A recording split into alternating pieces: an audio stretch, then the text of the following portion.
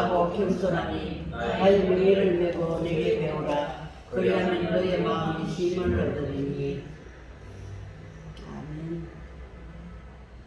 우리 병에다가 공기를 빼려고 그러면 어떤 식으로 우리가 빼면 될까요? 물론 뭐 거기에다가 불을 지피면 불이 들어가면 산소가 다 빠져버리기 때문에 공기가 존재할 수 없겠죠. 그러나 물을 채우면 되잖아요. 그죠? 물을 채우면은 끝까지 채우면 공기는 없어지게 됩니다. 이와 같이 예수님을 믿고요. 예수님을 믿고 마음속에 모든 죄를 자복하며 회개하고 새 사람이 되어 살려고 해도 그것이 결국 어떻습니까? 작심삼일이다 이 말이 있죠. 그러니까 우리가 그렇게 노력을 해도 안 된다는 것입니다. 내 속에서 회개를 했고 예수 믿으면 새 사람이 되어졌는데 내 속에서는 항상 그 죄악의 신말이와 그리고 그 씨앗이 내 속에서 늘 꿈틀거리는 거죠.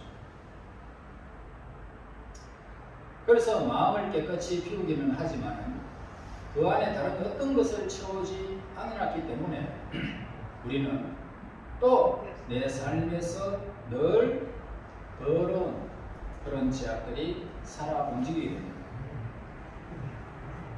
그러므로 우리 마음에 공기가 빠져나가는 그런 병의 원리와 같이 우리 마음에 예수님으로 채워야 된다는 것입니다. 예수님이 나의 모든 것이다. 그리고 예수님이 무엇을 하든지 내가 그분 안에서 행한다. 죄를 지어도 그분이 내 안에 있기 때문에 그분의 십자가가 그분의 보혈이 하나님께 응답되어져서 우리의 죄악이 예수님의 피로서 우리는 깨끗하게 되어졌죠. 예수님이 내 중심이 되어지면 우리는 공기 없는 병과 같이 우리의 삶은 예수님께서 다 우리의 삶을 채워가시는 겁니다. 내 생각은, 내 마음은, 내 행동은 모든 것들이 이 세상에 속한 나의 삶인 것 같지만 그러나 예수님이 내 속에 계시라면 우리는 전혀 다른 그런 하나님의 백성으로서 살아갈 수 있습니다. 불교는 뭡니까? 마음의 비움의 종교입니다. 단지 비움에서 끝나는 그런 종교가 바로 불교입니다. 기독교는 다르죠. 기독교는 채우기 위해서 비우는 것입니다. 자, 우리는 우리 마음의 컵을 비워야 됩니다. 마음의 컵. 내 생각도 비워버리고 내 사상도 비워버리고 다 비우는 것입니다. 거기에다가 예수님을 믿는 믿음으로 채워야 되는 것입니다. 그리고 믿음으로 채워지면 내 속에서 소망이 싹싹 올라옵니다. 그리고 사랑이, 예수님의 사랑이 물밀듯 몰려오고 이웃을 향한 사랑이 우리에게 또 이렇게 나타나게 됩니다. 그래서 하나님의 말씀으로 날마다 채우고 기도로 채우고 찬송으로 채우는 것입니다. 그래서 구원받은 자의 입술의 열매는, 마음의 열매는 찬송으로 일어납니다. 그래서 찬송을 할 때 즐겁고 내 마음에서 마음껏 하나님을 향하여 찬송하고 싶은 이런 열정이 일어나는 사람은 바로 구원으로 예수님을 채운 사람입니다. 그래서 믿음으로 살려고 하는 그런 사람들이 찬송으로 채워가게 됩니다. 가난하고 애통하고 온유하고 의에 줄이고 목마르고 긍휼히 여기고 청결해지고 화평하게 하는 그런 마음으로 채워지는 것은 예수님으로 말미암아 채워집니다. 그럴 때에 예수님으로 우리가 채워졌을 때에 예수님의 영 보혜사 성령께서 이제 그 열매로 나타나게 되는데 먼저 사랑의 열매를 맺고 희락의 열매를 맺고 화평, 온유, 절제, 자비, 양선, 충성, 오래 참음. 그렇게 9가지의 열매가 오늘 우리에게 채워지는 것입니다. 무엇으로? 예수님을 믿는 믿음 안에서 살아갈 때에 성령이 우리를 도우셔서 그 길로 인도해 주시는 것입니다. 그러므로 우리가 본받고 배워야 할 예수님의 마음을 다시 한번 우리가 살펴보면 예수님의 마음은 이래였었구나라는 것을 알게 되죠.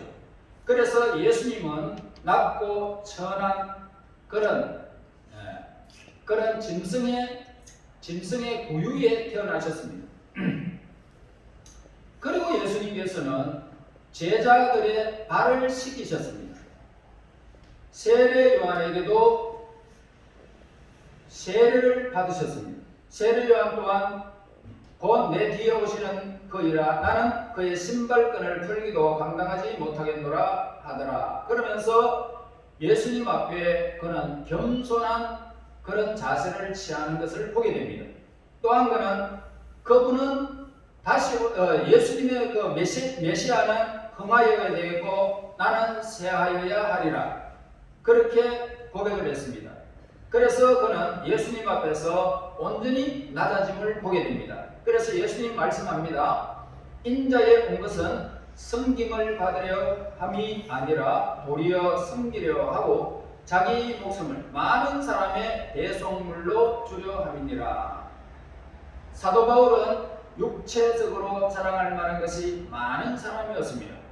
그는 8일 만에 할례를 받았습니다. 이스라엘 백성들의 택한 백성들만 행하는 일들입니다. 그래서 그는 분명히 태어날 때부터 이스라엘 족속이었고 베냐민 지파였고 히브리인 중에 히브리인이요 율법으로는 바리새인이었습니다. 그러나 열심으로 하나님을 향하여 열심으로는 교회를 핍박하고 율법의 의로는 흠이 없는 자였다라고 빌립보서 3장 5절 6절에 기록하고 있습니다. 그런 그가 부활한 예수님을 만나게 됩니다.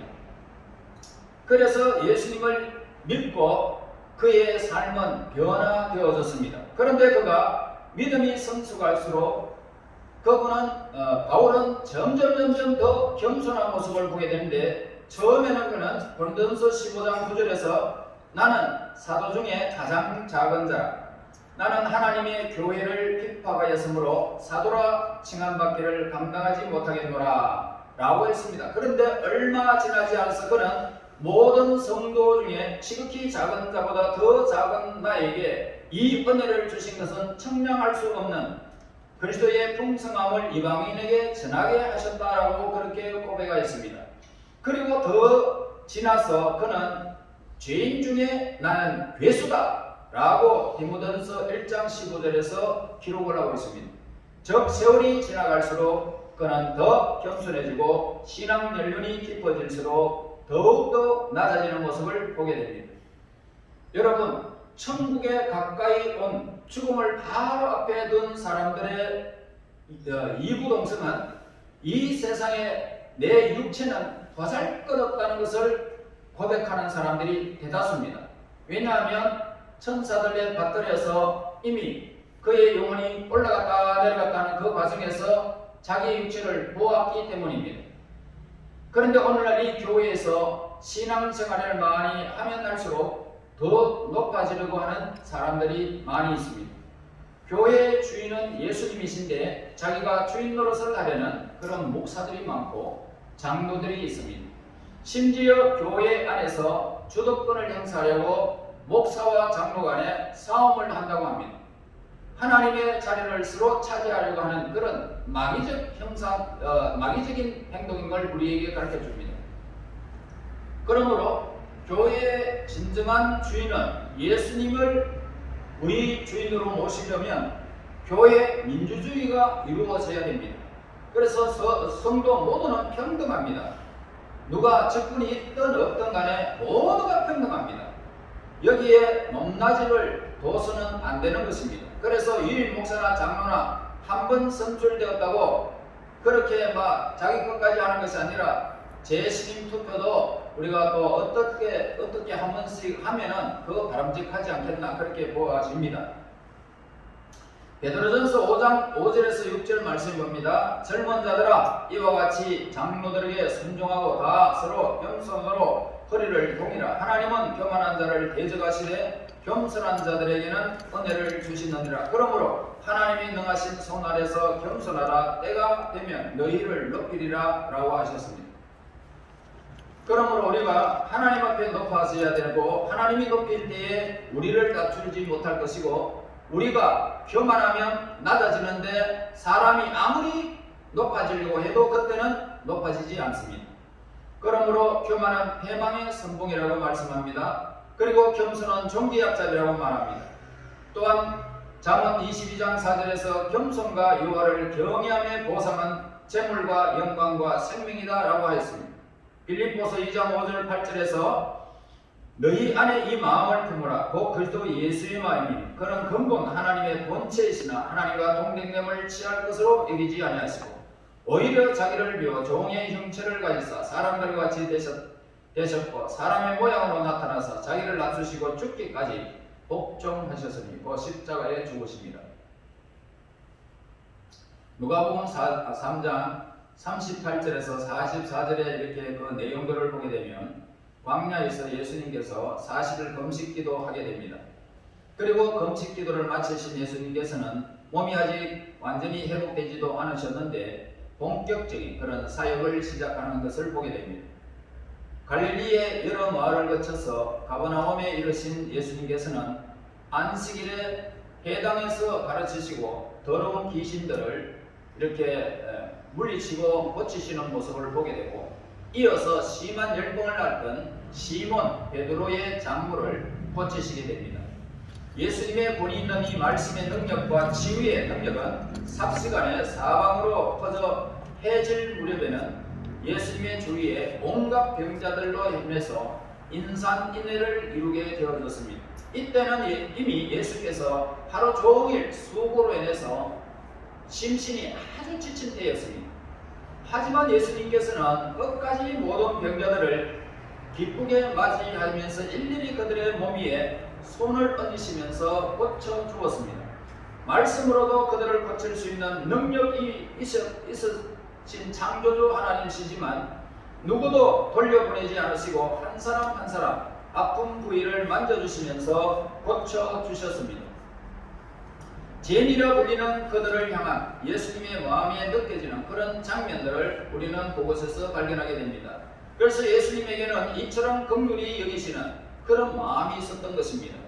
아파하고 신음하고 고통스러워하는 자들을 결코 그냥 지나치지 않으시고 이 긍휼의 마음은 마침내 십자가까지 가십니다.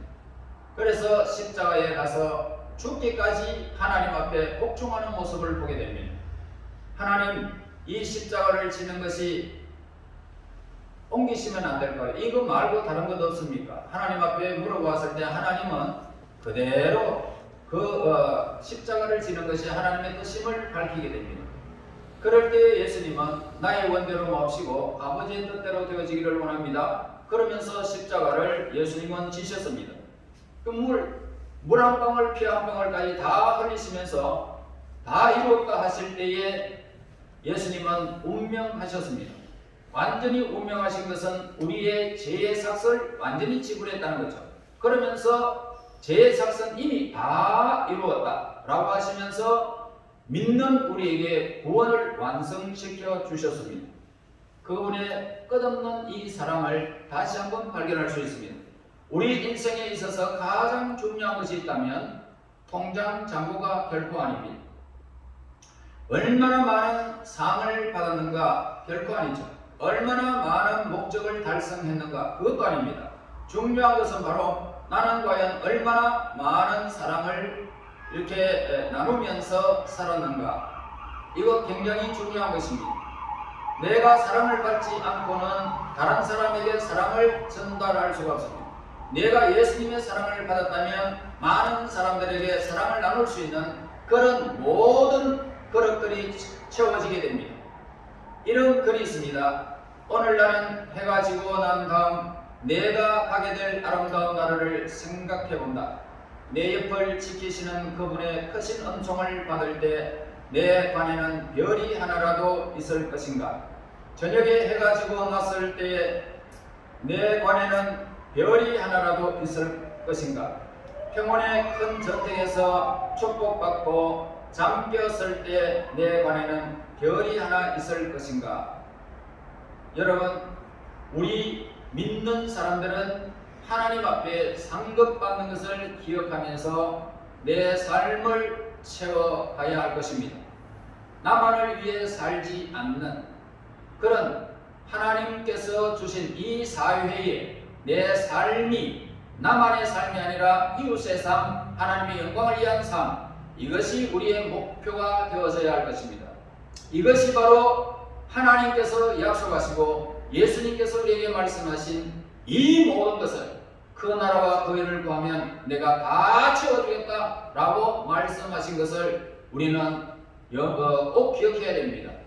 내 삶을 산다면 하나님은 여러분들의 삶을 간섭하지 않지만 하나님의 영광과 이웃의 이익을 위하여 유익을 위하여 사랑하는 마음을 가지게 된다면 하나님께서 예수님을 통해서 이야기하신 그 모든 약속들이 우리에게 이루어지게 될 것입니다. 그러므로 우리는 이렇게 많은 사람들을 불쌍히 여기고 그들을 위한 삶을 사는 것이 예수님의 마음이라는 것입니다. 나의 진정한 가치는 신앙의 자리에서 분명히 찾아야 됩니다. 예수님의 마음에서 내 자리를 찾아야 된다 이 말입니다. 우리 모두 예수님의 마음을 본받아서 겸손히 섬기는 자가 되어야 할 것이고 온유하고 거룩하고 긍휼히 여기는 그런 마음들을 가져야 될 것입니다. 예수님은 그런 자들과 함께 하셨습니다. 그러므로 그들이 임하는 곳에 어린아이 같지 않으면 결단코 천국에 들어가지 못하리라고 하신 그 예수님의 마음을 우리는 꼭 명심해야 할 것입니다. 여러분의 삶의 자리는 어디에 있는지, 예수님 안에 있는지 아니면 예수님 밖에서 내 삶을 지금까지 살았는지 분명히 여러분들은 아실 것입니다. 앞으로 여러분들의 삶이었다면 나는 이제 하나님의 영광을 위해서 나는 살리라. 나는 이웃을 위하여 내가 존재하노라. 하나님은 나의 모든 삶에 도우시는 분이시고 우리를 인도하시는 분이요 나에게 힘을 주시고 나의 앞길을 선한 길로 인도해 주시는 분을 믿고 믿음으로 살아서 진정 여러분들의 삶이 예수님의 마음을 닮은 온유하고 겸손하고 거룩하고 긍휼이 있는 하나님의 마음을 가진 예수님의 마음을 가진 저와 여러분 되시기를 예수님의 이름으로 축원합니다. 아멘. 기도하겠습니다. 사랑이 많으신 하나님, 마음이 온유하고 겸손하신 예수님을 본받기 원합니다. 하나님과 사람 앞에 겸손하고 낮아져 예수님의 그 은혜를 체험하게 도우시기를 원합니다. 하나님 안에서 누리는 참 평안을 통해서 우리의 삶이 복되게 인도하여 주시옵소서. 하나님이 기뻐하시는 겸손함을 우리의 마음에 가득히 담기를 간절히 소원합니다. 모든 문제 해결이 하나님께 있음을 신뢰하고 오직 기도함으로 해결을 얻는 지혜로운 하나님의 사람이 되게 도와주시옵소서. 그리고 이웃을 내 몸처럼 아끼고 사랑할 수 있는 긍휼의 마음을 주시기를 바라오며 예수님 이름으로 기도하옵나이다. 아멘. 아멘.